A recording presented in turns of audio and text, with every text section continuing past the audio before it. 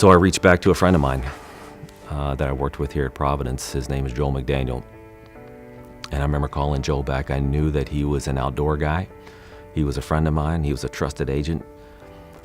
And I called him when I was at Pope Air Force Base, and I said, Joel, I know you got an outdoor nonprofit. I got airmen here that I need to get off base, and I need to get them away. I can do programs with them on base, but if I could get them off base, I need a venue. I need somewhere to go to take them where I can still minister to them. I can leverage other resources on the outside. What do you have? What do you know? And he's like, JB, by the way, that's what I go by, JB. He's like, why don't we start a venture together? Right now, there are some steps to take when you go take nonprofit support. It's not as easy as I'm going to go engage a nonprofit. It has to be a gift to the government, and the government has to give it to you. And we worked all that out legally.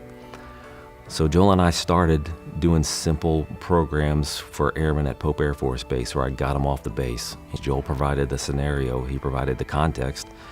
We go down to the Black River, and he had a little venue down there, and I used to take the young airmen down, and we'd put them on the river, and we just let them float. And they weren't in their uniform, they weren't on the base, and I watched them decompress. And that's when they would open up to us, and that's when I could get in and do some work with them. From there it developed. I went to special operations, and Joel realized that there was opportunities to establish a new organization called Operation Resolute. And as he stood that organization up, with my leadership, the line officers I worked for, these were big-knuckled war-fighting officers, ground combat guys that had been involved in the very initial stages of going after Osama bin Laden. And when they didn't know if they were coming back, now they were senior leaders.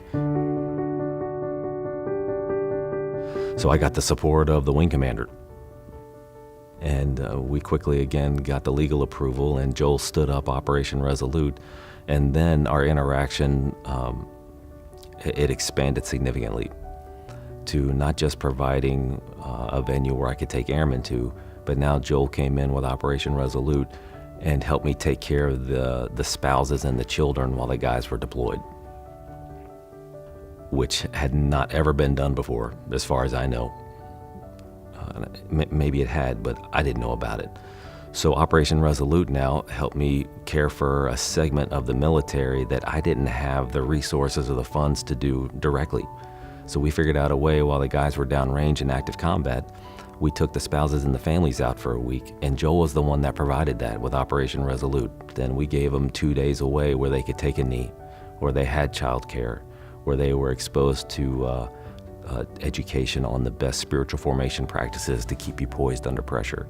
The spouses, they always knew that at any point one of us could show up at their door because their husbands were in active combat situations, and we didn't hide that from them.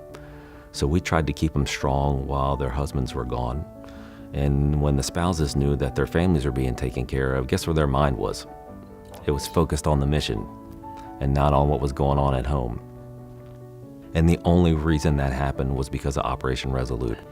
We did multiple events because of Operation Resolute, and there are dozens and dozens of families who, when their husbands came back, were poised and had perspective and had been ministered to and were ready to receive their husbands. And when you come back after 6 months of active combat, your fight or flight response is on. That means that you're probably not going to sleep well at night, and you're going to get angry easy. I mean, that's just garden variety stuff. So it takes about a month. And because of Operation Resolute and what we're able to do to prep the spouses before the guys came back, they were better able to manage that month-long window.